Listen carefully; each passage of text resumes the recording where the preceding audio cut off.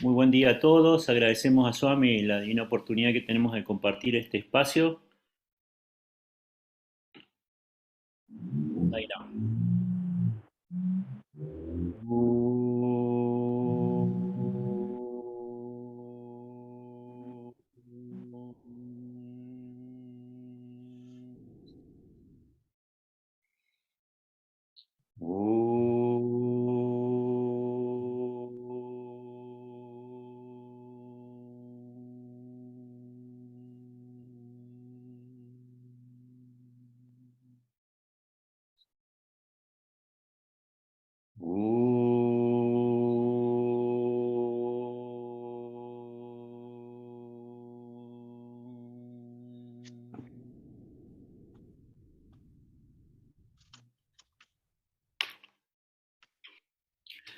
Sairam, sean todos muy bienvenidos a este círculo de estudio acerca del texto sagrado, el Yoga Vasista. Estamos leyendo el capítulo libro Nirvana Kanda sobre la liberación. Hoy vamos a tratar desde la página 333 a la página 336 y los títulos son La verdad de Brahman y, y a ver, hay uno que se me coló acá, perdón, che. Me saltan muchas páginas junto a esto. Tenemos el libro La verdad de Brahman, vamos a leer ese título y después las dos margas o vías, el autoconocimiento o la detención del prana. Marcos, no sé si te gustaría hacernos la lectura hoy. Ok, Sairam, bueno, gracias. sí, Sairam. El texto dice así. ¿Qué es la verdad? Yo soy Brahman. El sufrimiento, las acciones, la ilusión y el deseo no tienen ningún sentido para mí. Estoy en paz, libre de sufrimientos. Esa es la verdad. Estoy libre de defectos. Soy todo lo que hay. No busco nada ni dejo nada. Esa es la verdad. Soy la sangre y la carne, y los huesos y el cuerpo entero. Soy conciencia y mente y Brahman mismo. Esa es la verdad. Yo soy el firmamento y el espacio y el sol y todas las cosas del universo. Esa es la verdad. Soy una hoja de hierba, soy la tierra, soy un tronco de árbol y el bosque entero. Soy la montaña y el océano. Soy el Brahman no dual. Esa es la verdad. Soy la conciencia en la que todas las cosas están ensartadas y por cuyo poder todos los seres se ocupan de sí mismos en miles de actividades diversas. Soy la esencia de todas las cosas. Esa es la verdad. La verdad es que todas las cosas existen en Brahman y de él fluyen todas ellas. Todas las cosas son Brahman, que es omnipresente, el único ser, la verdad. La verdad omnipresente, que es conciencia pura, vacía de objetividad, se conoce como conciencia, ser, Brahman, existencia, verdad, orden y también como conocimiento puro. A su luz todos los seres conocen su propio ser. Yo soy ese Brahman que es conciencia pura después de negar su apariencia como mente, intelecto, sentidos y otras ideas por el estilo. Soy la conciencia imperecedera bajo cuya luz brillan todos los elementos y el universo entero. Soy Brahman, cuyas chispas se proyectan continuamente como conciencia reflejada a través del universo. Cuando una mente pura ve esto, solo puede expresarlo en silencio. Aunque parece estar en contacto con las experiencias objetivas del ego de innumerables seres vivos, se halla fuera de su alcance y ni siquiera puede ser tocado por ellos, porque aunque es la fuente de toda felicidad, posee la naturaleza del sueño profundo desprovisto de diversidad, puro y apacible en sí mismo. En la relación sujeto-objetiva y la correspondiente sensación de placer, la felicidad de Brahman solo se experiencia a nivel infinitesimal. Yo soy el eterno Brahman, libre de los erróneos sentimientos de placer y de tristeza, y en consecuencia, puro. Soy la conciencia en la cual se produce el verdadero experienciar, la conciencia pura en la que la inteligencia funciona sin la interferencia de los pensamientos. Soy este Brahman que es la energía inteligente, que funciona en todos los elementos y se manifiesta en el sabor característico de los frutos. 1. Recordamos a estos efectos la idea de Schopenhauer de que la cosa en sí, que él identificaba como voluntad, podía describirse como los caracteres propios de todos los seres que no podían reducirse a las formas puras a priori. Es decir, todo lo que en los seres no era espacio, tiempo o causalidad, lo que es lo mismo que decir todo a posteriori, que es lo que intenta decir este párrafo con el sabor de los frutos, etc. Un segundo, por favor. Soy el Brahman sin cambios, que solo se comprende cuando se supera por igual la euforia por haber conseguido los deseos y la depresión por no haberlos conseguido. Cuando brilla el sol y los objetos del mundo son vistos bajo su luz, yo soy la conciencia que está en medio de los dos y que es el verdadero ser de la luz del objeto iluminado. Soy la conciencia pura que existe indivisible en el estado de vigilia, en el sueño onírico y en el sueño profundo, y que es el cuarto estado o estado trascendental conocido por Turiya. Como el sabor del jugo de la caña de azúcar es el mismo aunque la caña proceda de 100 islas diferentes, la conciencia que mora en todos los seres es la misma, y yo soy esa conciencia. Yo soy la conciencia energía, Chit Shakti, mayor que el universo y al mismo tiempo más sutil que la menor partícula atómica y por ello invisible. Soy la conciencia que existe por doquier, como la mantequilla en la leche y cuya verdadera naturaleza es experienciar. Igual que una joya hecha de oro solo es oro, soy la pura conciencia en este cuerpo, el ser que ocupa el interior y el exterior de todas las cosas. La conciencia que refleja todas las experiencias sin sufrir ella misma cambio alguno y que no puede ser afectada por la impureza. Saludo a esta conciencia que dispensa los frutos de todos los pensamientos, la luz que ilumina las antorchas, la meta suprema. Esa conciencia que penetra todos los miembros, siempre despierta y alerta, vibra sin descanso en todas las sustancias y es siempre homogénea e idéntica a sí misma, como si permaneciera despierta y al mismo tiempo en sueño profundo.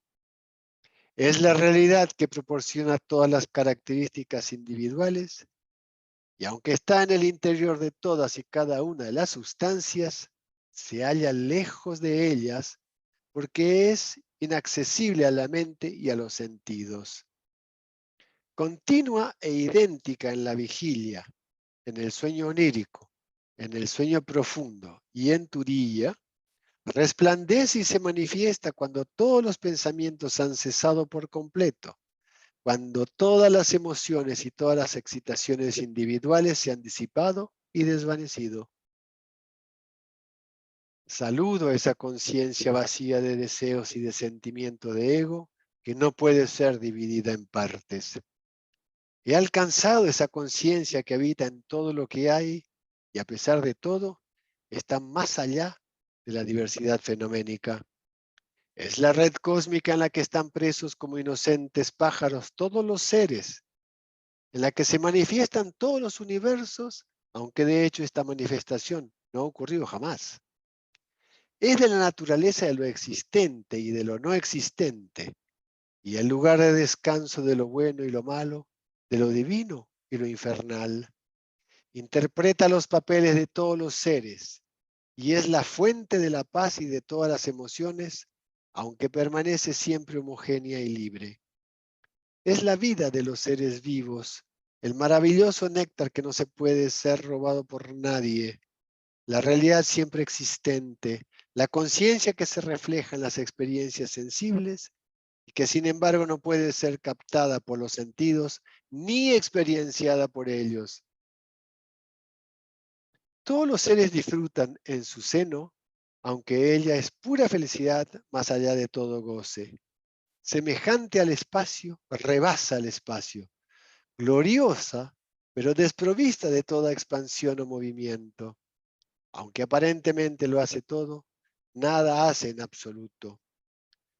Todo eso soy yo, y todo esto es mío, pero al mismo tiempo yo no soy nada, pues no soy otro que yo.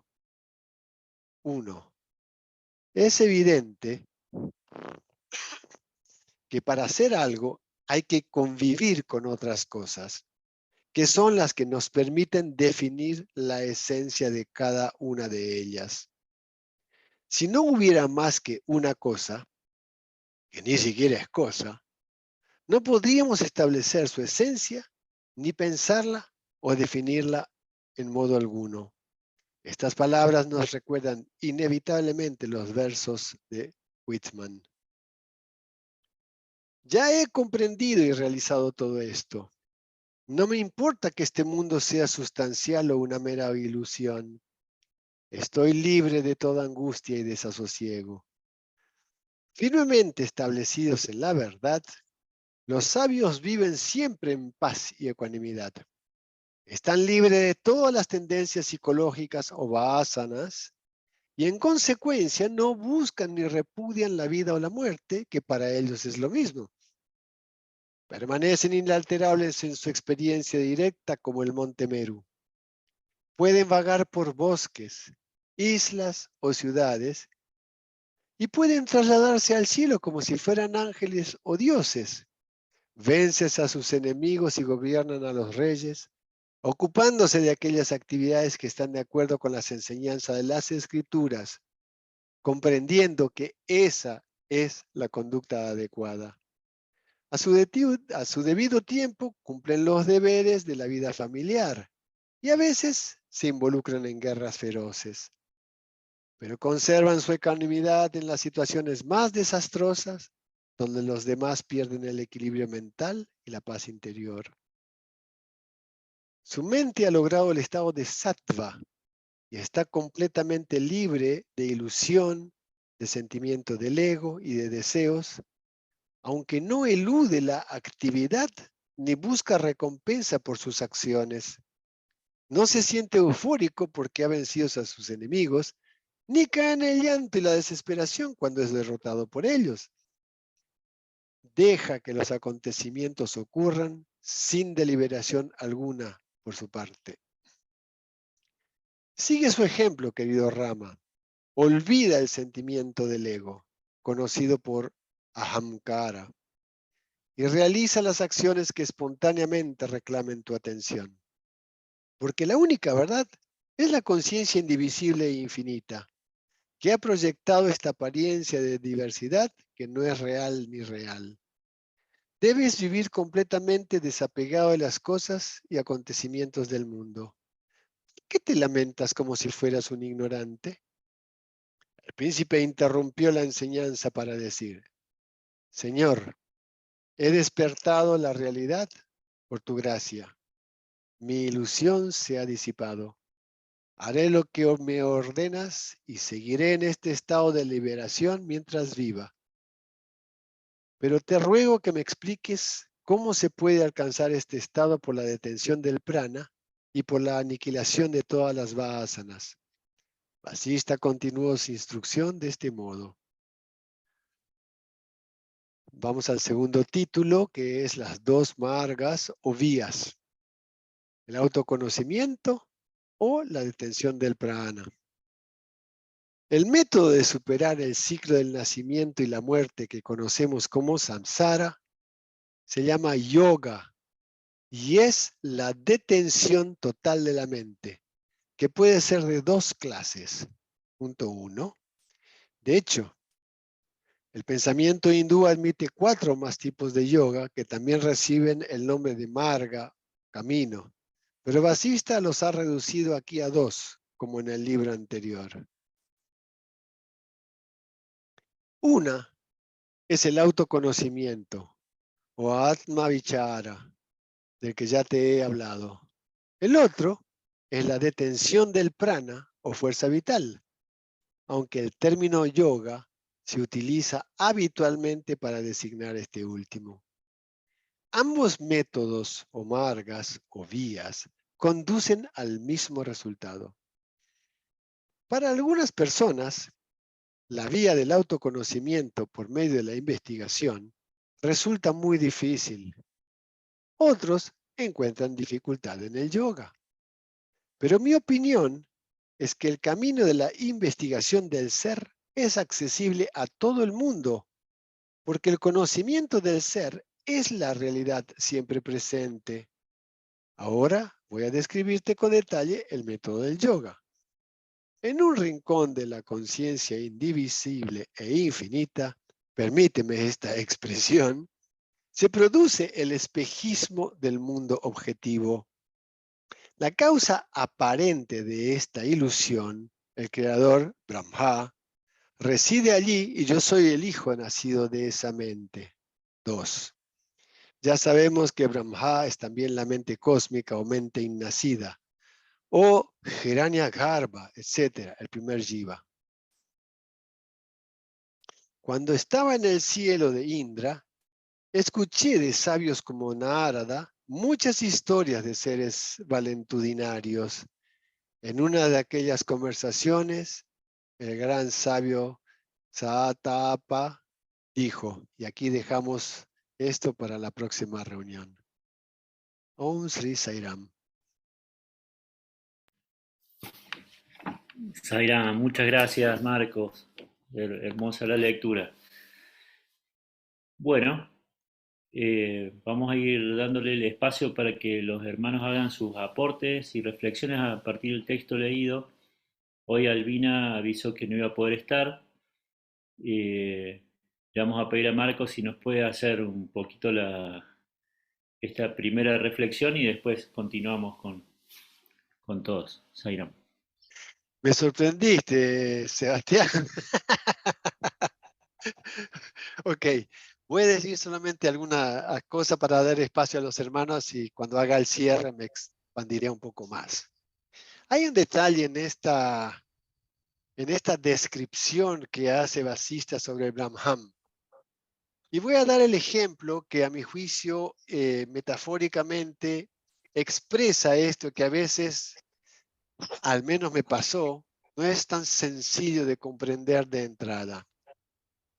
Tanto en este caso Vasista como Swami hablan muy claramente de los 3 espacios. Uno de ellos es el Bhutakaya, que es el espacio que conocemos, donde se expresan, se manifiestan los sentidos y los objetos. Por eso habla allí ya de la percepción objetiva. El segundo espacio es el Chitta Akasha o Chitakaya, que es el espacio de la mente.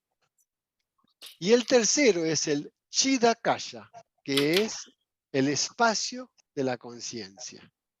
Entonces, si nosotros hablamos de que Brahman es todo, veamos esto como una gran esfera. Vamos a imaginarnos una gran esfera totalmente transparente que abarca todo el espacio de la conciencia. Por tanto, no hay otra cosa que ese espacio de conciencia, lo que llamamos conciencia infinita, Brahman, el ser, Atman, Atma. Hay una clara definición por parte de Swami de que todos esos nombres son simplemente una expresión a veces limitada de lo que realmente es. Entonces, tanto Swami como aquí Vasista explican algo. La mente y los sentidos no pueden captar la conciencia infinita. Entonces, la pregunta que me hago es, ¿cómo es que entonces yo sé que esto es y es la totalidad? Vamos a la segunda esfera, La segunda esfera está dentro de esta esfera que es conciencia infinita, que es el Chitakaya, que es la esfera de la mente, donde surge este creador, Brahma, que tiene la conciencia de que es conciencia infinita, pero al mismo tiempo es la que tiene la posibilidad de expresar eso, como dice Chit Shakti, o sea, de expresar la manifestación. Entonces, en este mundo de la mente surgen luego los objetos en la expresión de Bhutakaya, que viene a ser el espacio de los objetos. Siendo estos dos, para decirlo así, manifestación o reflejo de esa conciencia, esfera grande, en sí misma, no tiene la capacidad como objeto externo de ver la conciencia. Por lo tanto, no es posible a través de la mente conocer la conciencia. Entonces, vamos a un ejemplo, digamos, otro ejemplo, la pulsera y el oro. Desde el punto de vista marco referencial, cuando dice que la conciencia está en el medio, ¿qué significa que está la conciencia en el medio de ambas, entre lo real y lo irreal? ¿Qué significa? El asunto es este. Si estoy instalado desde el lugar de la pulsera, no me veo como pulsera. ¿Qué es lo que veo? Veo el oro. Si desde la realidad absoluta, como oro, que veo solo oro en la pulsera. Entonces, cualquiera sea las dos visiones, una, salvo que se vea a sí misma, no podría verse a sí misma si no es a través del oro. Porque el oro es lo único que existe, lo otro es apariencia de oro, pero dentro del oro. O sea, saco el oro, no existe nada. Saco la conciencia infinita, no existe nada. Entonces, desde el Vedanta se explica que una cosa es la realidad subyacente y la otra es la realidad aparente. Satya y Mitya. Entonces, en ese sentido es fácil de comprender que la realidad o la conciencia se encuentra entre ambos, en el medio de ambos. ¿Por qué? Porque se ve las dos cosas, porque nada está fuera de la conciencia. Entonces, esta comprensión, que es una comprensión intelectual, o sea, utilizando el intelecto, solo se realiza cuando desaparece la mente. No hay forma de que la mente o con la mente captemos la conciencia. Porque hasta que yo no me pregunte quién soy yo, que es la meditación de Swami mismo habla en el Ideal Sai, en la última parte de sus escritos en el 2010. Dice, Sai, yo soy yo. Entonces, ¿quién soy yo? Y en la medida en que yo tenga conciencia de que yo soy yo y existo nada más que yo, todo lo demás no tiene conciencia. Pero aún así, es un término en la mente. ¿Cómo me doy cuenta? Hay un ejercicio muy simple.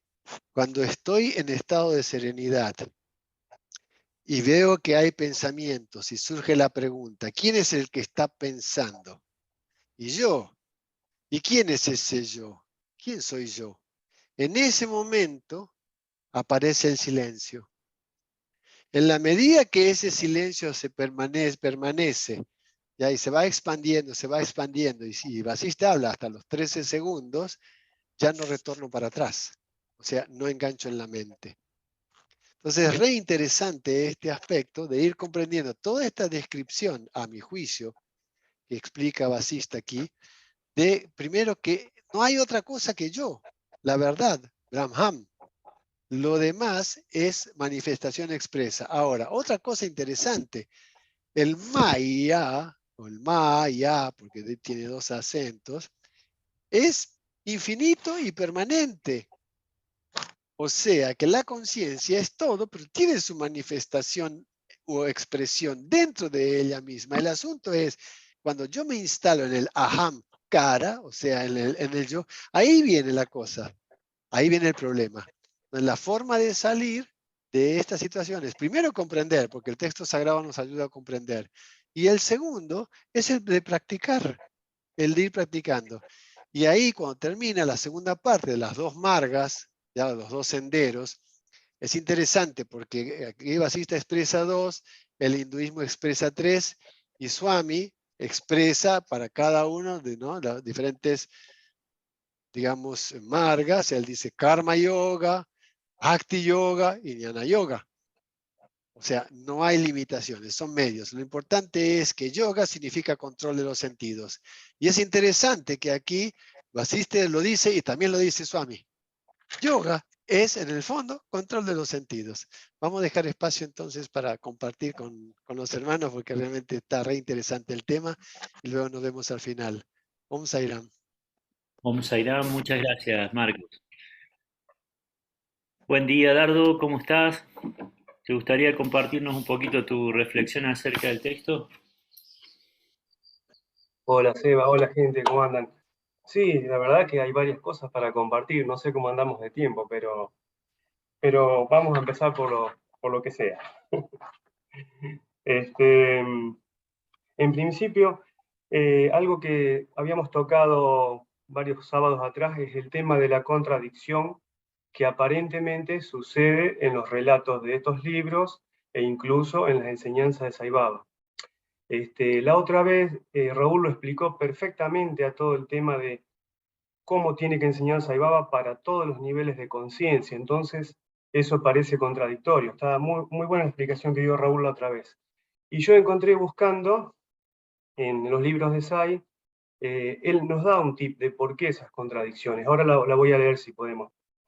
Esto surge del texto, de varias partes del texto, y por ejemplo, hoy, cuando dice, es una de las partes nada más, dice, viene hablando de, ¿quién soy yo?, dice Rama.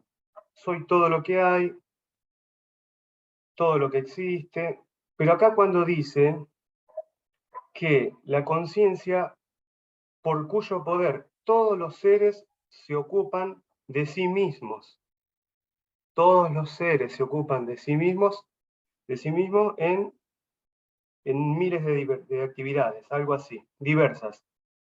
A los dos renglones siguientes dice, todas las cosas son Brahman, que es omnipresente, el único ser. Entonces, están por un lado todos los seres por allá, y por este lado nos dice el único ser. Entonces uno, si indaga, empieza a profundizar y se empieza a confundir y dice, pero ¿cómo? ¿Cómo? ¿Todos los seres? ¿Uno solo? Entonces, esto es lo que hablamos las otras veces, que no hay que preocuparse tanto y como que dejarlo fluir y correr. Yo tengo acá un párrafo, a ver si lo tengo acá a mano, lo voy a leer, de por qué Baba dice que sí existen las aparentes contradicciones en las escrituras e incluso en las enseñanzas de él. Acá está el texto. E incluso contó un ejemplo con el iluminado Ramakrishna, cuando le enseñaba a sus devotos, que incluía a Vivekananda y a otro más. Dio un ejemplo, porque a uno le enseñaba una cosa y al otro algo completamente opuesto. Y las dos eran válidas. No la voy a contar la historia, pero es larga, muchos la deben conocer. Voy directamente a lo que dice Baba de las contradicciones. Bueno, después de desarrollar el ejemplo con esta gente, con estos Jivan Muktas, dice, las enseñanzas de los maestros varían según las características de los discípulos. Del mismo modo, en el Bhagavad Gita y en otras escrituras pueden aparecer afirmaciones que parecen contradecirse.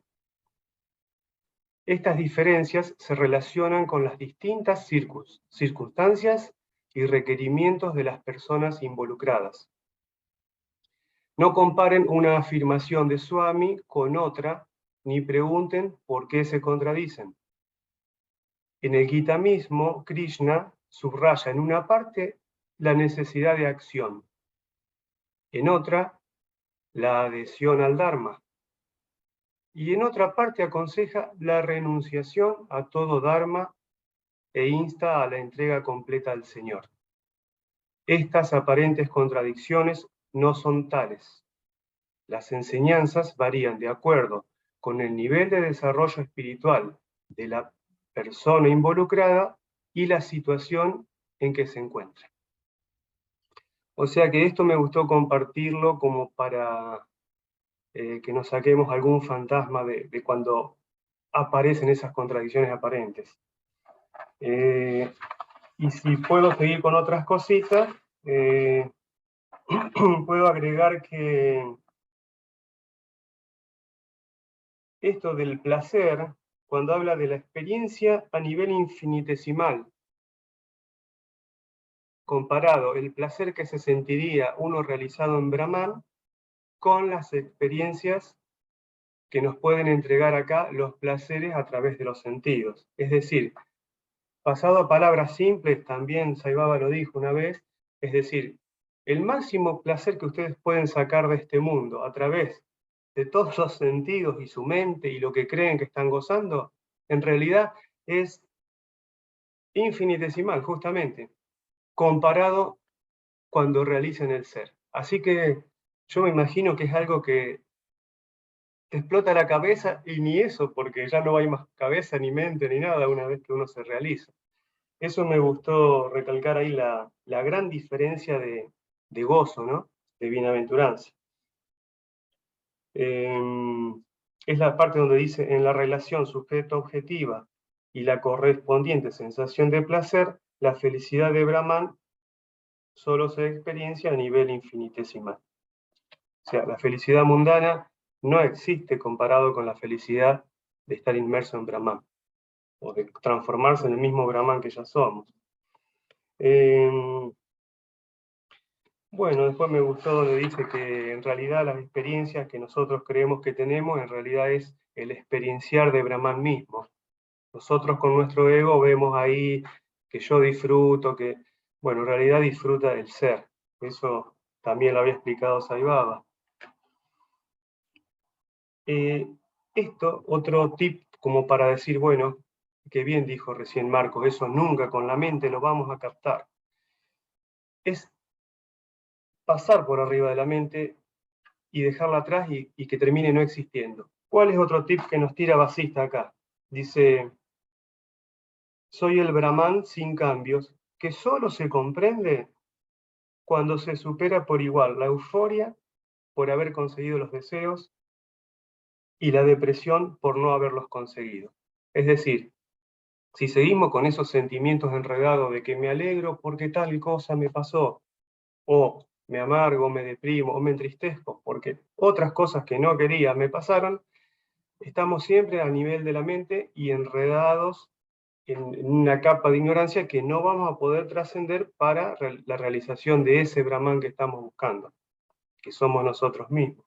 O sea que queda claro que hay que descartar toda alegría mundana en sí y todo pesar. Después también vamos con que,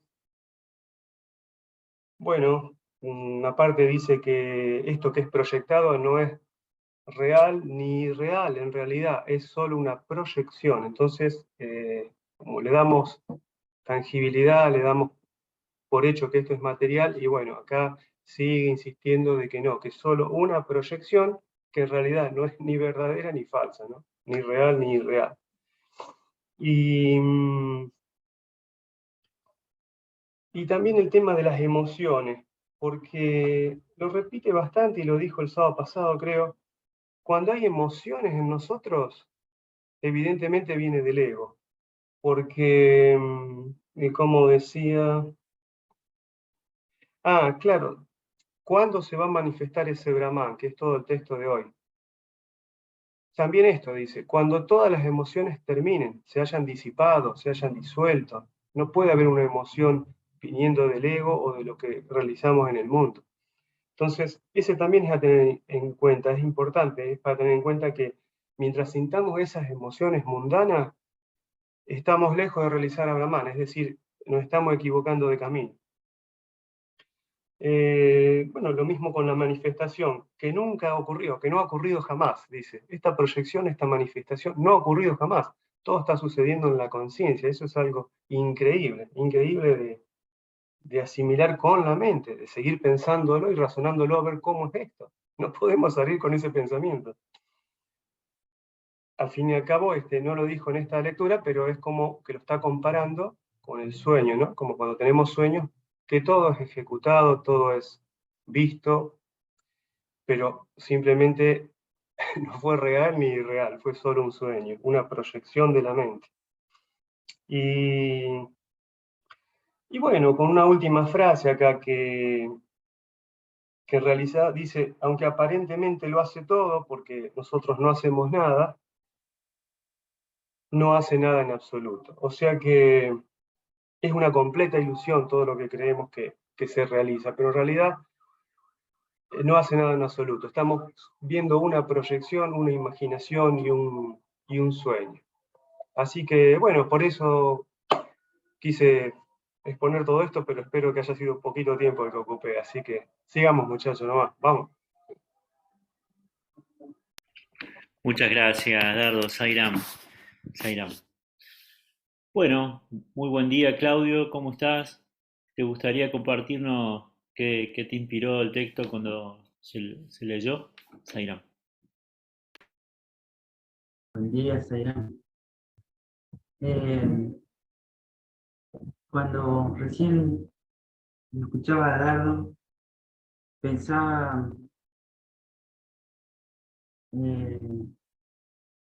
por lo que menciona el texto, que todo el tiempo pone en palabras eh, aquello que está más allá de las palabras. Entonces, pensé, ¿para qué buscar con las palabras, no? Analizar. Porque es en el acto mismo de buscar con el razonamiento y su derivado, ¿no? Que son las palabras, en nuestra mente,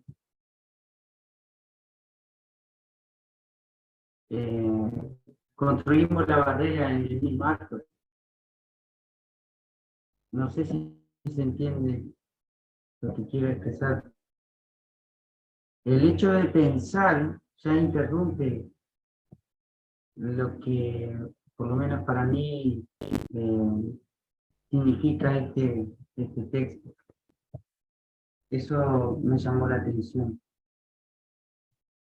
Y quería leer algo de Adi Shankaracharya, de Kashloki. Me explico. Maestro, ¿cómo ves?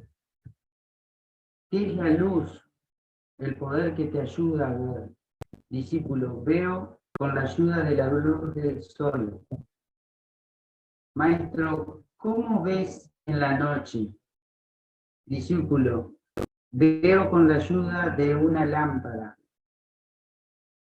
Maestro, que así sea. ¿Cómo ves la luz? ¿Cómo ves tus visualizaciones incluso antes de abrir los ojos?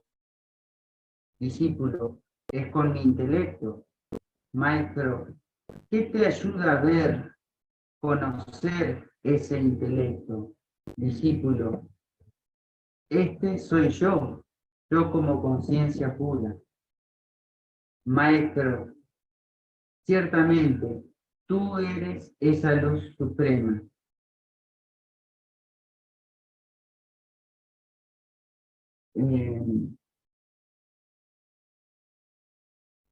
Me parece que la mejor manera en la que me siento llegando a lo que por ahí escucho aquí de los hermanos y de las escrituras, es cuando me quedo escuchando. Entonces, todo va cada vez reforzando más esa noción. En un momento del escrito también me llamó la atención cuando dice que está presente en lo divino y en lo infernal, en todo. Entonces, la única manera de percibir algo tan sutil es justamente siendo lo más sutil que se pueda en uno, y eso está más allá de toda vibración, toda interferencia. Y eso ocurre a nivel de la actividad del pensamiento, es decir, de poder, intuyo, ser el que observa incluso cuando surgen los pensamientos. Y ahí esperar, no sé qué, o dejar de esperar justamente quizás sería. Yo no sé, yo encuentro imposibilidad siempre de poner en palabras todo esto, y a la vez agradezco cuando estamos todos reunidos tratando de cada uno en su interior, indagar justamente lo que escuchamos y aquello que se percibe, más allá incluso de las palabras que tienen que ver con la imagen o situaciones muy variadas, a veces que no tienen que ver con un fenómeno. Así que otra vez aprovecho para agradecer a Baba y a todos ustedes. Zaira. Bueno, Claudio, muchas gracias. Muchas gracias. Raúl, buen día, ¿cómo estás? El primero que se conectó. ¿Qué es lo que sentís cuando escuchás a los hermanos y reflexionás acerca del texto, Zairam? Buen día, Zairam. En un principio, cuando lo leí esta mañana temprano, dije qué complejo todo esto. Hasta que cuando lo leyó Marcos, el hecho de haberlo leído antes y que él lo fuera leyendo también como lo lee, fui asimilando cosas que no las había terminado de redondear. Y esto es interesante porque primero me llamó la atención, bueno, todo lo que voy a hablar está dentro de mi experiencia, y en mi experiencia el yo todavía está con la mente y está con los sentidos, o sea que me veo ante todo esto que hablamos en un proceso de ir hacia. Y lo que me llamó la atención del escrito fue lo interesante que fue esa primera parte de la descripción de Brahman. Me parece exquisita, de una claridad inmensa. Y voy a contar desde mi experiencia 3 cosas que me pasaron con algunas de las cosas que se han dicho sobre el grado, creo que Dardo lo comentaba, el grado de conciencia que tiene cada uno con respecto a lo que va diciendo Brahman o Baba, ¿cierto? En el año 97 fui a India y estuvimos con un grupo argentino que estaba, me acuerdo, Miguel Nunciato, era uno del grupo. Nos tocó un día una primera fila y éramos 5 personas. Entonces viene Baba y empieza a hablar. Mi inglés es muy, muy elemental, o sea que lo que yo podía entender era poco, pero lo gracioso de todas estas cosas que parte de lo que dijo lo entendí. Ahora no recuerdo bien cuál era el tema, pero lo interesante de esta charla que se dio en unos segundos con Baba frente a nosotros, que él nos hablaba, era lo siguiente, que terminado el darshan y esa charla y salimos, entonces nos juntábamos en una ronda a comentar lo que había dicho Baba. Y lo gracioso fue que cada uno comentó que Baba había dicho esto, y el otro decía, no, había dicho esto otro, y el otro no, había dicho...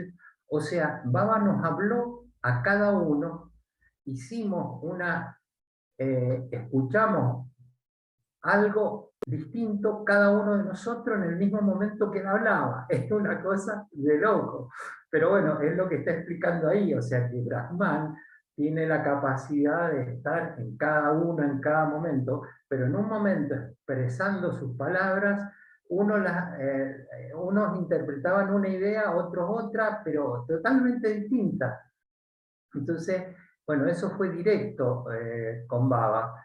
Y después, otra cosa que me llamó la atención era que sobre los seres maestros, iluminados y liberados, que se pueden salir del cuerpo, volver y después tener las actividades familiares, un día le preguntaron sobre el libro del Ashram de Gufa. En el Ashram de Gufa se describe que hay renunciantes que unos tienen 450 años, otros 850, otros 900 y pico, y hay hasta uno que, y los va nombrando, tiene 1250 años.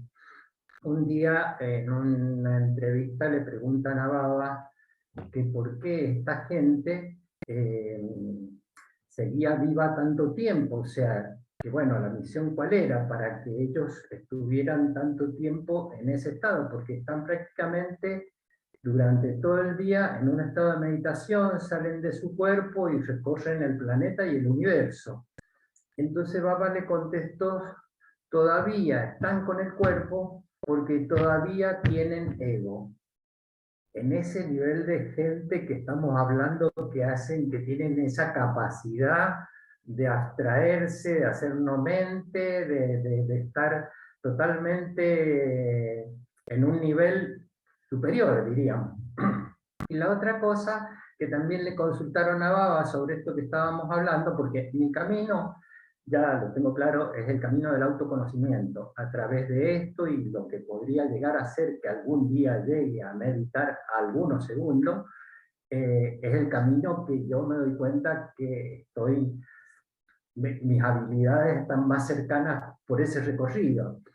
Un día le preguntan a Baba con respecto a la meditación, y qué sé yo, pero no a la meditación en la luz, que es, digamos, un aprestamiento para llegar a la meditación donde uno verdaderamente anula la mente, ¿cierto? Yo creo que esa, la meditación en la luz, es como que él nos está unificando a todos para iniciar un camino. Pero en el camino de la meditación, donde uno anula todo, anula mente, anula sentido totalmente, él dijo, miren, dice, para ustedes los humanos que viven en la civilización, acá entre todo el mundo, con que ustedes hagan el ejercicio de meditación 2,30 minutos por día es más que suficiente. Están sobrados y desen por satisfechos.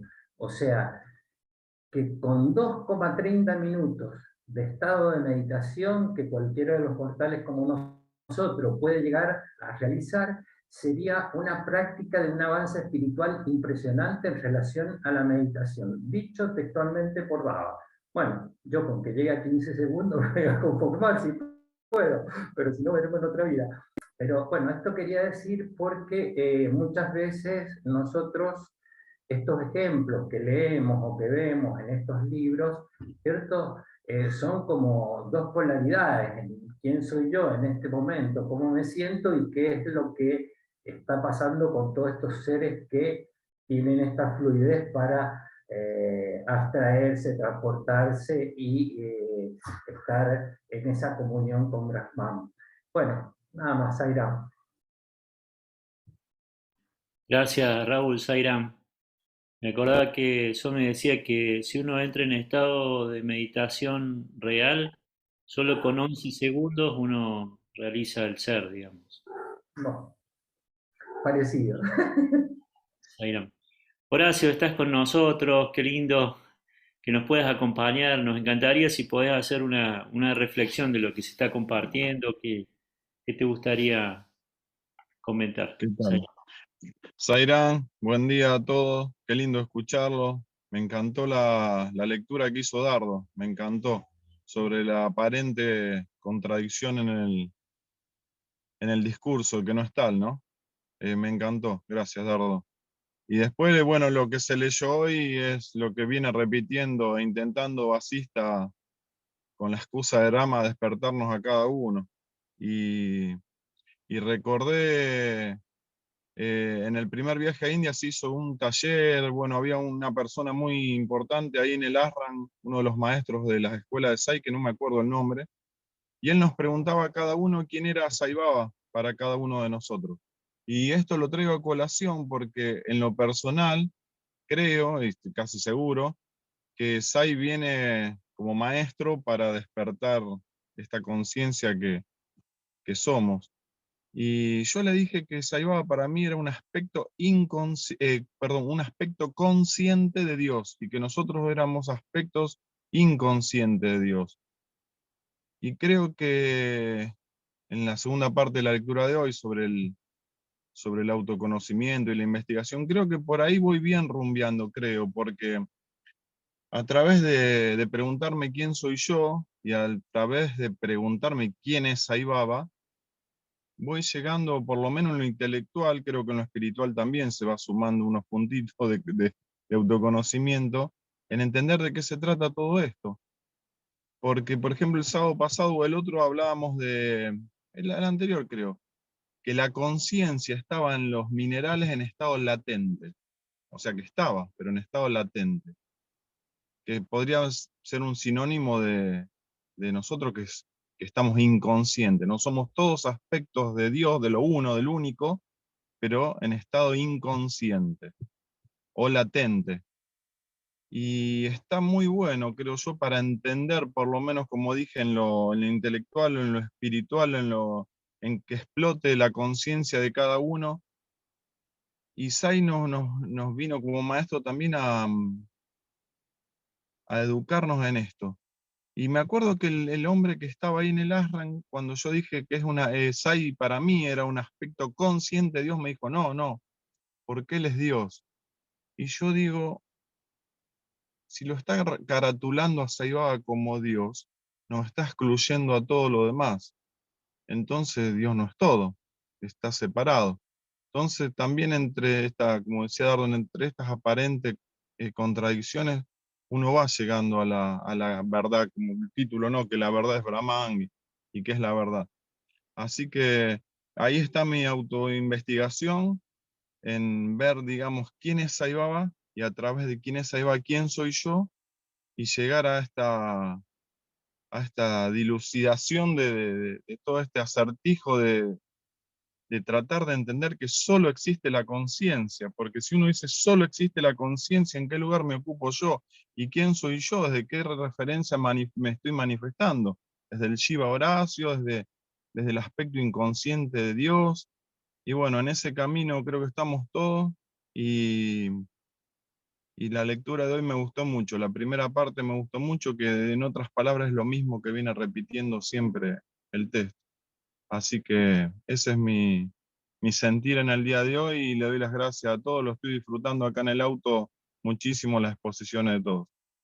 Zairán, que estén muy bien. Sairam, gracias, Horacio, gracias, muchas gracias. Bueno, buen día, Guillermo, ¿cómo estás? Buenos días a todos. Gracias por la oportunidad de expresarme. Me gustó mucho la lectura y siempre uno, por lo menos a mí me pasa que me quedo con alguna frase que me hace mucho sentido y como que resume todo el texto. En este caso, la descripción sobre los distintos preceptos de lo que es la verdad es realmente una expresión maravillosa, divina, porque me cuesta visualizar algo tan sensible como eso. Y posteriormente, en algún momento hablan sobre los sabios y en algún momento dicen, los sabios siempre viven en paz y en ecuanimidad. Están libres de todas las tendencias psicológicas. Y sigue. Y frente a eso, bajo mi perspectiva en lo que yo estoy viviendo, recordé hace un par de días atrás haber visto un video donde hablaban por qué había un famoso pianista que interpretaba música clásica con una maravillosa expresión de mucha felicidad. Le preguntan, ¿por qué usted cuando se expresa artísticamente está siempre tan feliz? ¿Qué es lo que pasa? Y él contesta algo que me sorprendió. Dijo, yo estoy feliz porque escucho el silencio entre medio de cada una de las notas. Escucho el silencio. Entonces, cuando hablaban recién de la meditación, los 2,3 segundos, los 3 segundos, bueno, el tiempo es bastante relativo.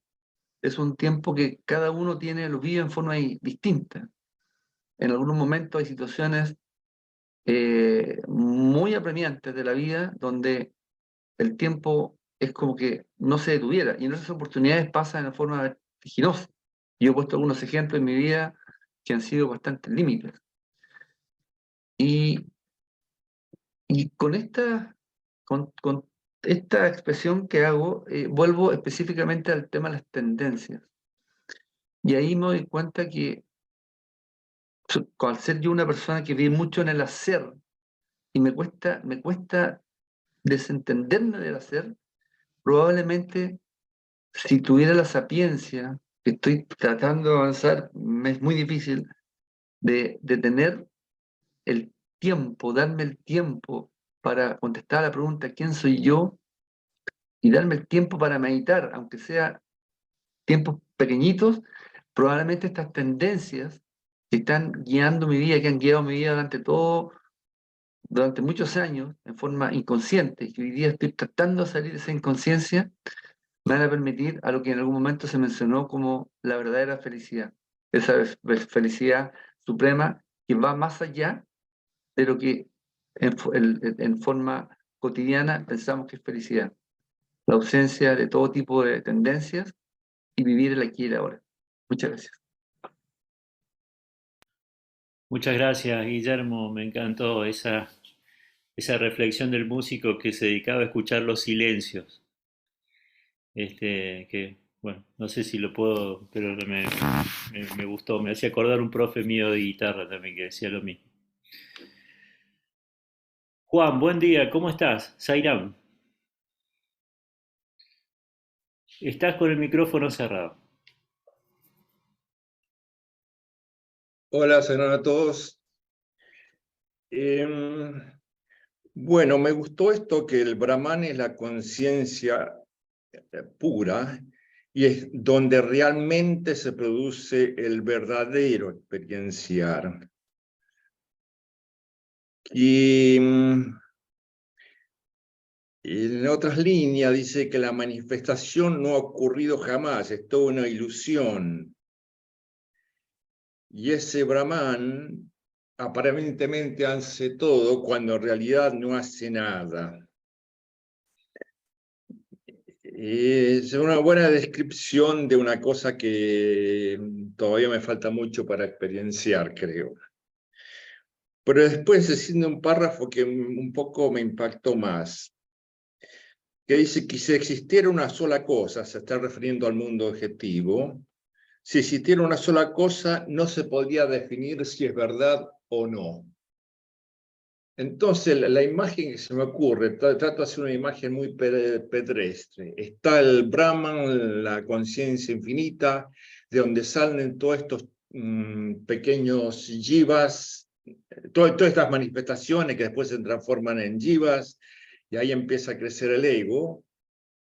Y si existiera en el ego solamente la forma de Brahman, no aprenderíamos nada, no evolucionaríamos nada. Es necesario estas pulseadas de un ego contra el otro para que, y de nuestro ego contra nuestra verdadera naturaleza, para que en esas confrontaciones autoindaguemos sobre la real verdad.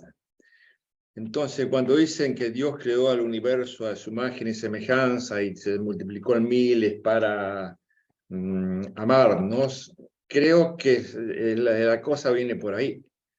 Que explotaran todas estas cintillas y que la confrontación entre estas cintillas después transformadas en jiva, con su ego, hiciera que se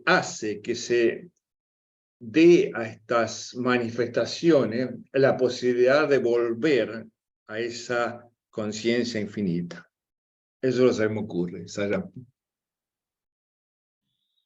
Zairam, Juan, muchísimas gracias. Muchas gracias, Zairam. Bueno, buen día, hermana Eva. No sé si está con nosotros y puede compartirnos una reflexión acerca del texto leído y los aportes de los hermanos. Buenos días, hermanos.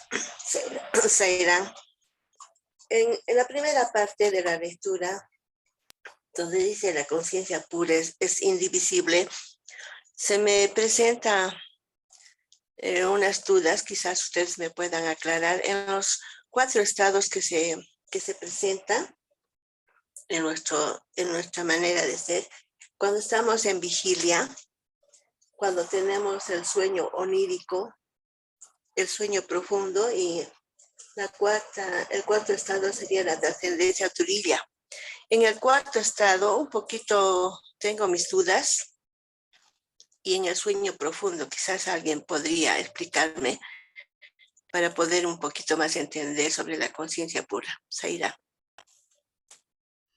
Muchas gracias, Eva. Vamos a pedirle a Marcos si puede tomar nota de esa duda, Marcos Erice, y al final de la exposición de los hermanos hacernos una devolución acerca de esta inquietud, ¿sí? Muchas gracias, Eva. Zaira. Buen día, Gerardo, ¿cómo estás? Hola, buen día. ¿Cómo están? Primero que nada, quería decir lo bueno de escuchar los comentarios de Horacio. Lástima, creo que ahora no está en este momento, pero qué bueno. Está bueno que participe. Me parece muy bueno los aportes por ahí. Él no lo hace tanto y está bueno, estaría bueno que lo haga. Una cosa muy buena fue lo que escuché, que me pareció muy, muy importante, lo que aclaró Dardo. Porque había surgido algo tal vez del sábado pasado y está buena la aclaración de las cuestiones de supuestas contradicciones y está bueno cómo lo aclaraste, Dardo, porque acá tuvimos una pequeña charla, debate y es importante para mí cuando surgen este tipo de situaciones referirlas a mi maestro. Es decir, cualquier tipo de duda que tengo, autoindagar, dejar de preguntar y de buscar, sino y hacer silencio y preguntarle, ir a él, ir a la fuente, digamos, ¿no es cierto?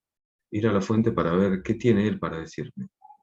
Y de paso, propiciar el vínculo a través de las prácticas espirituales, pero también a través del silencio, darle una posibilidad de que se exprese. Y me consta que lo hace.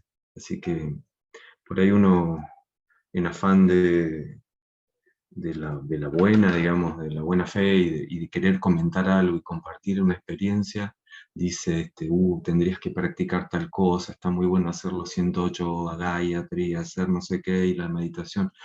Y en realidad, lo que uno me parece tiene que propiciar en un punto de su camino espiritual es ese vínculo íntimo con el maestro, y es él quien nos va a referir las cuestiones que debemos hacer y las que no debemos hacer, y cómo tenemos que interpretar determinadas lecciones y cosas que leemos en las distintas bibliografías de Baba y bueno, en este libro Yogavasista. Yo, por ejemplo, les comento algo. A mí montones de veces he escuchado esto del oro y la pulsera, pero como la gota en la piedra, hoy me explotó, digamos, adentro la interpretación. Es decir, fue en el momento que tenía que ser, pero realmente hoy es como que escuché, y lo han dicho ya tanta cantidad de veces realmente, pero bueno, es mi ritmo y son mis tiempos, y lo respeto. Pero hoy fue muy fuerte lo que me pasó al escuchar lo de la pulsera, y me pareció fantástico, digamos, escuchar el ejemplo. También me acordé una parte donde Vasista le dice a Rama, ¿por qué te lamentas como si fueras un ignorante? Haciéndole una especie como de reto. ¿Por qué te lamentas como si fueras un ignorante? Y ahí me hizo acordar en el comienzo del libro, cuando lo traen al príncipe desde su habitación, y él expresa la crisis profunda que vive, ¿no? La gran crisis, y relata todas las etapas de la vida, cómo son un conjunto de sufrimientos, ¿no? Y bueno, me recordé eso y que fue algo maravilloso la expresión de Rama con esa crisis. Por hoy yo lo que puedo hacer es simplemente eso, que es lo que practico. Cuando tengo una lectura que es del grado de la profundidad de lo que leemos hoy, me hago silencio. Hago silencio, porque las interpretaciones que pueda llegar a hacer con mi humilde intelecto, con muy pobre, pueden crear más confusión que claridad. Entonces, elijo cuando tengo una lectura como la de hoy que me supera, hacer silencio y dejar que las cosas decanten por sí solas y solas van apareciendo, Baba me va mostrando lo que tengo que interpretar. Sairam. Muchas gracias, Gerardo. Sairam. Me parece muy valioso esto de reafirmar el vínculo con nuestro maestro con intensidad para permitirnos sentir que la verdad, el verdadero significado de las cosas nos viene desde ese maestro interior, que es Swami. Muchas gracias, Sairam. Muy buen día, Andrea, ¿cómo estás? Sairam. Otra Buen de las día, un planito. buen día a todos. Bueno, acá disfrutando, escuchar a cada uno, identificándome con un poquito de cada uno. La lectura de Dardo estuvo buena porque uno, o mi mente me dice, ¿cómo? Si acá dijo esto y acá se contradice.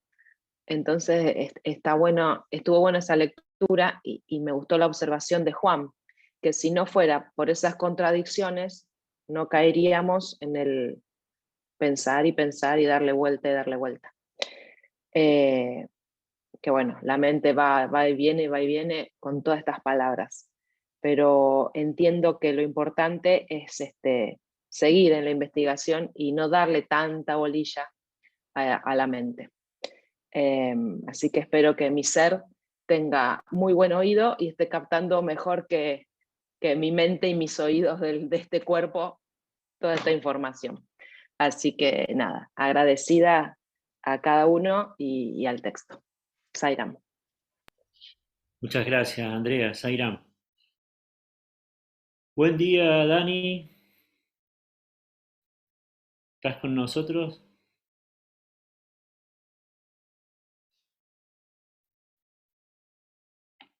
Buen día. Estoy. Sairam. Sairam, hermanos. Gracias a todos. Realmente más escucho y siento que menos tengo para decir. Como, bueno, esta cuestión, anoche justamente con Cristian organizamos con nuestros amigos un círculo de estudio.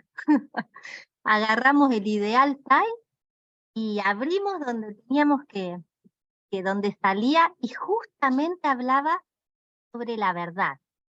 Y es sincrónico, ¿no? Y digo, qué maravilla el poder tener acceso a esta información y a tanta sabiduría. Y a mí me lleva al silencio, ¿no? A decirme, bueno, Dani, donde estés y donde no estés, atrapá silencio.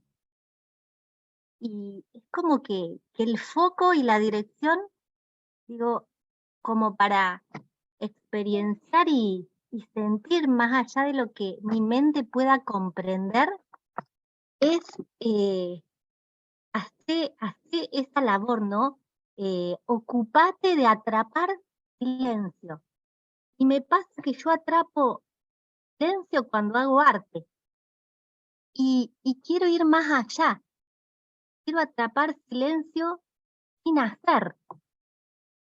Así sea arte, que es donde mi alma se conecta con la esencia y con la fuente. Digo, quiero ir más allá. Quiero ser sin hacer. Y bueno, ahí estoy, en esa. Le decía a Cristian, yo quiero tener dicha por el solo hecho de estar, de ser, no porque hago esto o por tal cosa que pasó. Yo quiero dicha.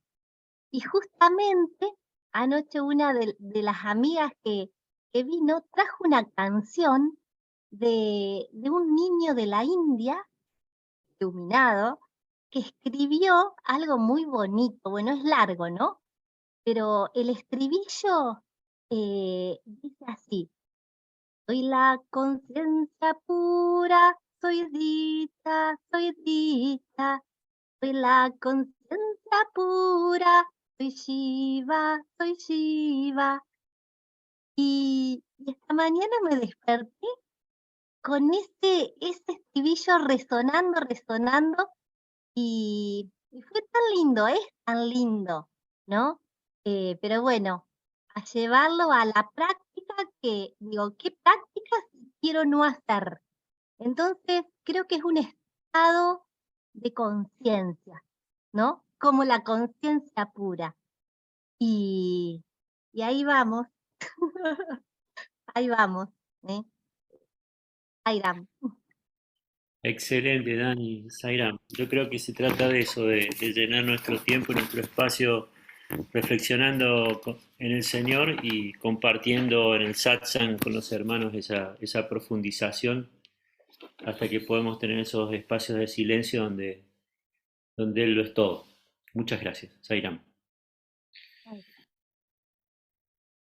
Cristian, buen día, ¿cómo estás? Que debes haber estado en el círculo de estudio ayer también. Hola, ¿cómo están? No pude escuchar casi nada, pues estaba justo haciendo una sección de Reiki a un paciente y que me tocó hoy, y así que me enganché medio al final, así que estoy disfrutando lo que van diciendo y captando lo más que puedo, pero bueno, captando silencio entonces esta vez, pero bueno, acá estoy. Gracias. Bueno, muchas gracias, Cristian, por acompañarnos. Gracias, Zairam, desde las posibilidades que tenés de estar presente. Muchas gracias, Zairam. Gracias.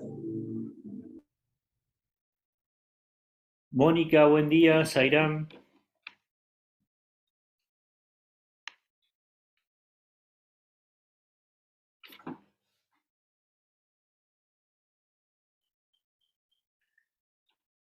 Bueno.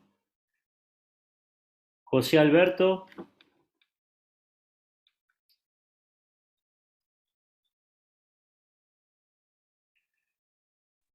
Hola. Hola, José. ¿Cómo andás? Bien, muy bien. ¿Cómo estás vos? Buen Tanto día. tiempo.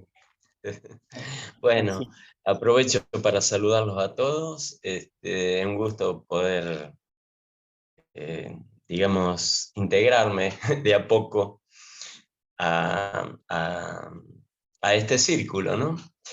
Realmente es para estar muy conectado, porque todo lo que nos informa Vasista a través del diálogo con Rama es realmente impresionante para la mente, ¿no? Bueno, hay tantas cosas, ¿no? Como la descripción que hace en primera instancia Vasista sobre lo que es Brahman. Que lo es todo, ¿no?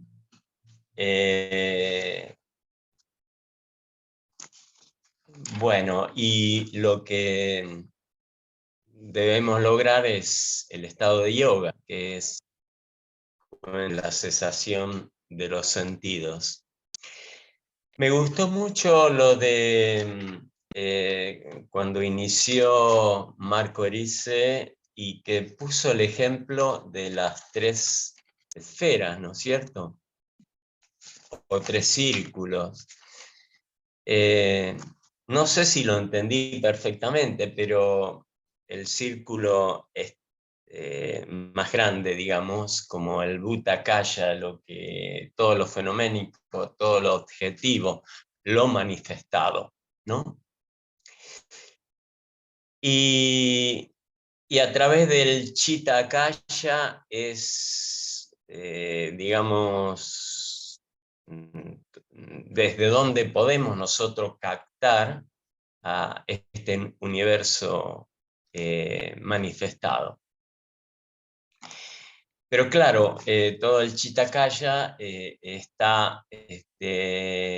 juegan todos los elementos de la materia, donde se incluye la mente, y la mente, los sentidos y las emociones, y todo aquello que nos hace ver como ilusión. Y en realidad, la conciencia puede verse a sí mismo solamente si vemos cada uno en forma individual desde el Chit Akasha. O sea, desde la conciencia se ve a sí misma. Bueno, y que nada está fuera de la conciencia. Por supuesto que no es tocada por lo aparente de la función de la mente, como la función de la mente, ¿no? Y de los sentidos. Y justamente también mencionó Marcos, que muy interesante, que la conciencia se encuentra entre lo real y lo irreal. Entonces quiere decir que ve las dos cosas.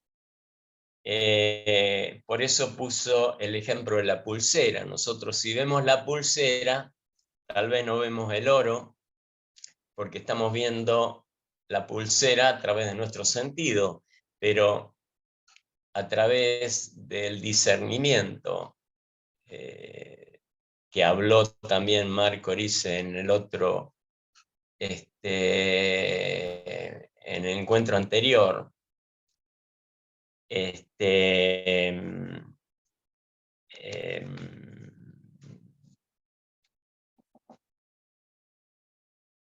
bueno, se me fue, ¿no? Lo que expresó.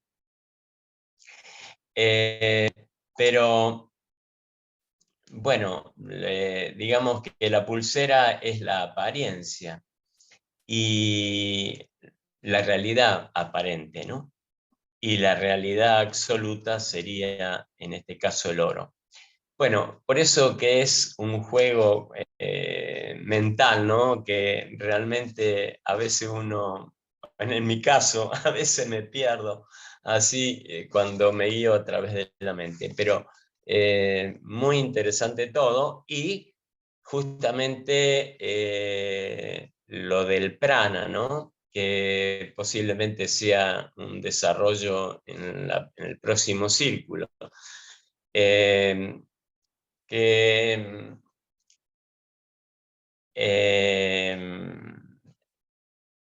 justamente la respiración, que es el vehículo del prana. Pero lo importante es que el prana se mueve al moverse la mente, o viceversa. Eso es lo que uno tiene que tener en cuenta. Por eso que el pranayama es la pausa respiratoria, pero también es conciencia de respiración. Por eso en el estado nuestro meditativo debemos primero, digamos, tratar de serenar el cuerpo y colocar el cuerpo en una postura correcta, es decir, con la espalda derecha, para que justamente la energía o el prana fluya en forma tranquila. Por eso todos, cuando tenemos que hacer, no podemos venir de la calle o de afuera, sentarnos a meditar. Tenemos que hacer un proceso, digamos, de preparación.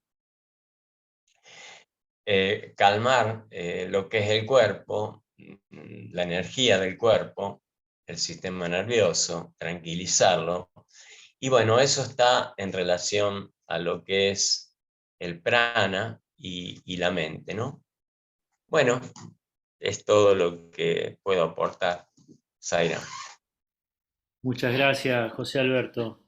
Cuando te escuchaba me acordaba de un amigo que estando en India le había pedido a Swami que le diera la experiencia de la meditación. Porque todas las cosas que recibimos son una gracia de Dios, ¿no? Y a veces buscamos algo y sin la gracia de Él no se hace tan fácil. Y tuvo una experiencia de meditación muy especial. Con esto hago referencia a esto por el tema del prana y eso, y cuando tenemos ganas de hacer un acercamiento a Dios, de alguna forma nunca nos olvidemos de este gran recurso que es pedirle a Él su gracia para hacer esa experiencia, para acercarnos a esas experiencias que no son fáciles para todos, como también la del pranayama y eso, Sairam. Está con nosotros Iván, hijo de Horacio. Iván, ¿te gustaría compartir alguna reflexión acerca de lo que has escuchado, de lo que se leyó? Porque está desde el principio como uno de los primeros que se conectó. No sé si podés, si estás en situación ahora de poder hablar o...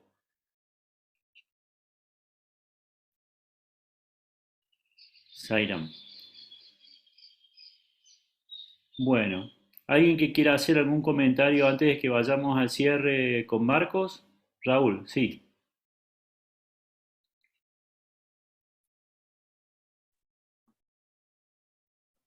No, una sola reflexión que en estas últimas charlas se comentó sobre el silencio. Y yo les quería decir, me vino a la mente un libro que es una exquisitez y que es realmente un tratado de alto vuelo, de Graciela Busto, que es el último libro que escribió, que se llama La magia del silencio, que es un libro que trata de lo que va hablando ella con Baba, y va relatando Baba sobre este tema. Al que le interese el tema y no lo haya leído, es un libro que realmente vale la pena abordarlo. A mí me ha sido de mucha utilidad, es muy interesante. Sairam. Gracias, Raúl, Sairam. Muchas gracias. Bueno, Marcos, estamos con vos. Sairam. Un aspecto interesante que a veces las palabras o nuestra decodificación de las palabras nos hace llevar a una conclusión son los términos, en este caso Brahman. Brahman también se asocia a Sat Chit Ananda, o sea, esencia, conciencia y bienaventuranza. En este caso, digamos, es interesante ver que nada existe fuera de eso. Swami, en uno de los textos del discursos que habla en el Bhagavad Gita, en el capítulo 12, dice que, ¿no?, además de los tres espacios, y dentro del tercer espacio, el espacio de la conciencia infinita, hay algo más, que es el principio de Dios, el principio. Y él lo llama Mahakarana Swarupa. Entonces no hay, ¿no?, es decir, la causa última de todo. Por tanto, siempre hay una causa. Siempre hay algo, no existe la nada. En el cristianismo hay algo, a mi juicio, muy potente, muy fuerte, es que Dios es omnipresente, omnisciente y omnipotente. Por tanto, nada está fuera de Dios. Desde ese lugar, uno de los atributos de Brahman es conocido como Atma Yoti, o sea, la luz. La luz reflejada en los objetos permite ver el objeto desde, ¿no?, como Jiva, observador. Si no hay luz, no se ve el objeto. De hecho, es interesante que por más que la luz exista dentro del vacío del universo, cuando aparece un objeto, se refleja a través de la luz. Se refleja a través de la luz. Por lo tanto, la enseñanza aquí de donde Vasista habla, dice, soy la conciencia imperecedera, o sea, atemporal, bajo cuya luz brillan todos los elementos. Entonces la pregunta es, ¿bajo cuya luz? O sea, ¿existe la luz con la cual se puede alcanzar la percepción, para decirlo de algunas cosas. El verbo percepción, que aparece como Brahman, como el gran observador, siempre habla de visión frente a algo que es luz. De hecho, se dice alcanzar la iluminación dentro de alguna de las diferentes corrientes del autoconocimiento. Entonces, si eso es así, este elemento de la luz es importante.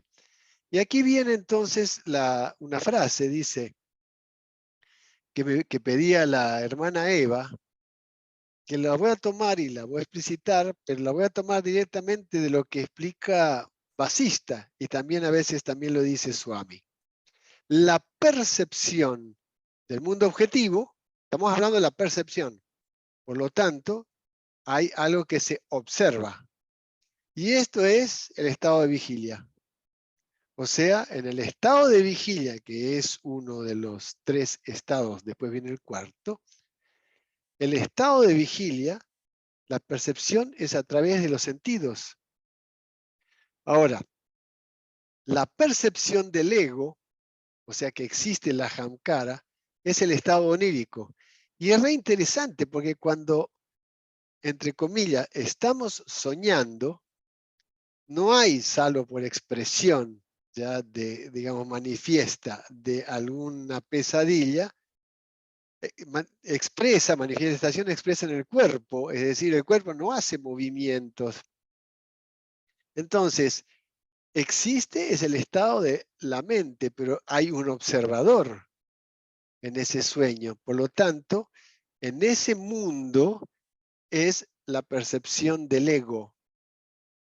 Pero cuando la sustancia mental, que es llamado chitta en general, está en estado de reposo, es el estado de sueño profundo. Entonces, cada uno de nosotros experienciamos ese sueño profundo. Pero ¿cómo lo experienciamos? ¿Somos conscientes de ese sueño profundo? No. Interesante. O sea, desde el punto de vista de la vigilia no puedo acceder al sueño profundo. Desde el punto de vista del sueño onírico, tampoco entro en el sueño profundo. Entonces la pregunta es, ¿qué es el estado del sueño profundo? ¿Y cuál es la diferencia con el estado de Turiya? Ahí viene el cuarto estado. Que en el estado del sueño profundo, las vásanas, o sea, los sentimientos, digamos, ¿cómo se dice? Las tendencias psicológicas y los samskaras, que son las impresiones, siguen existiendo.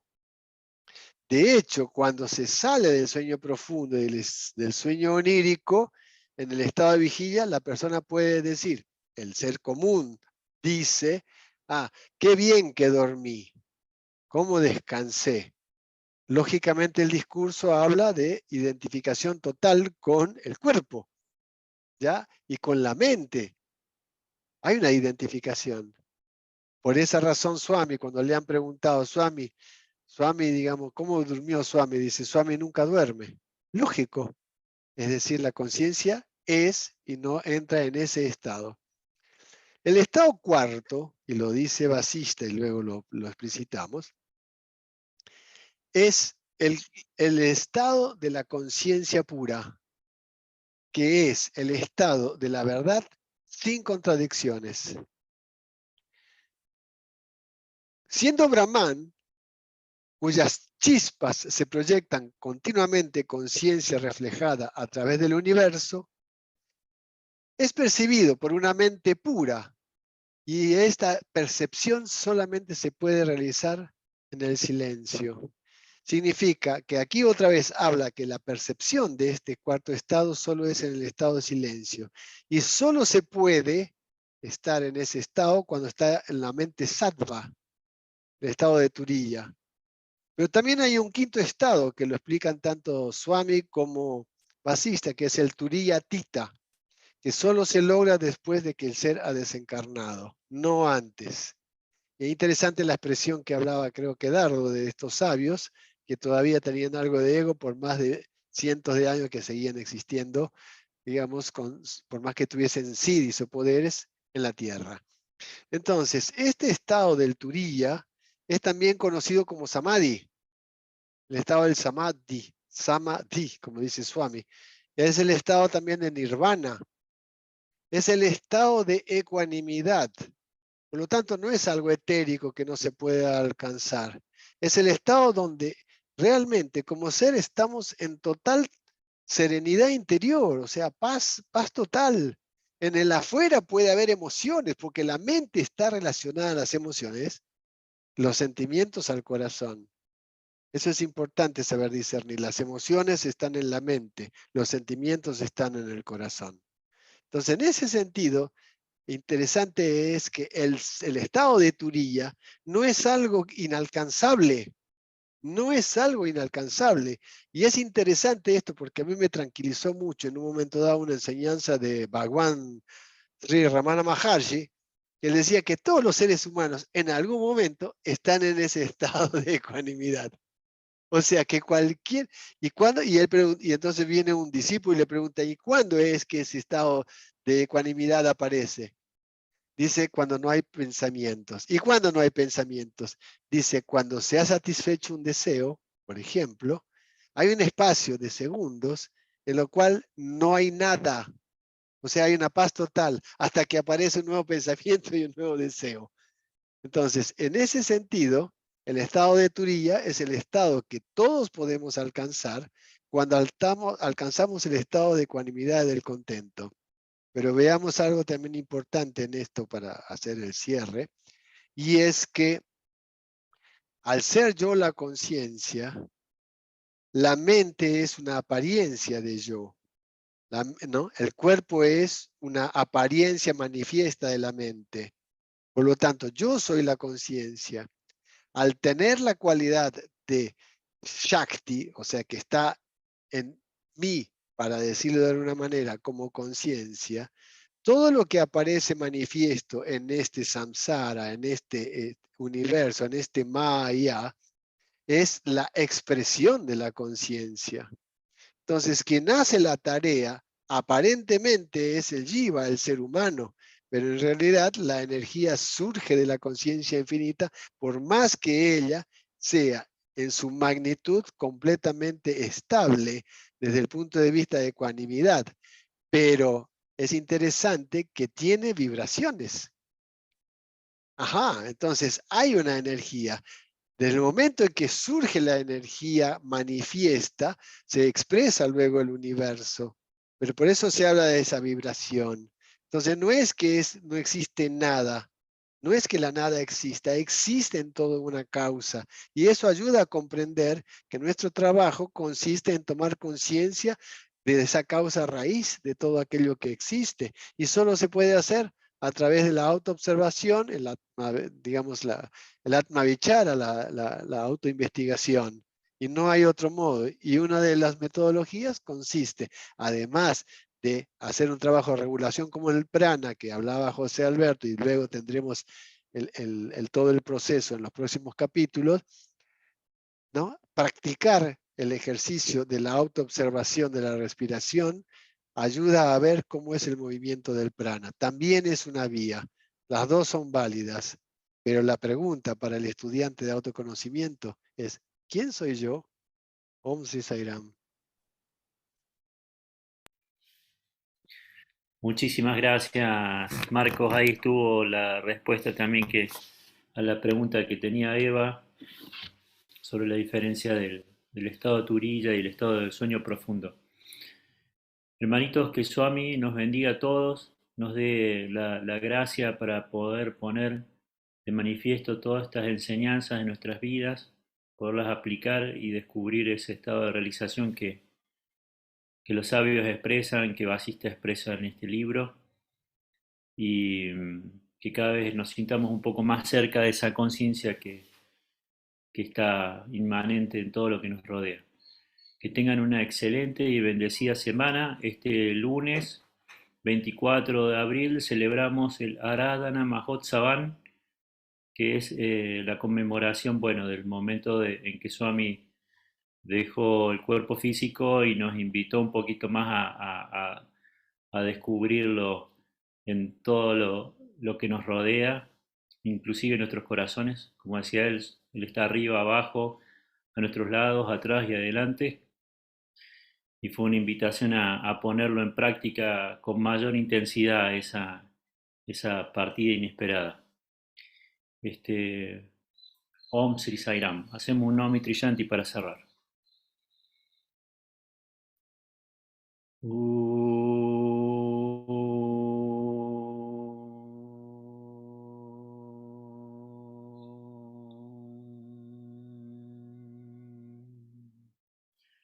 Shanti, Shanti, Shanti.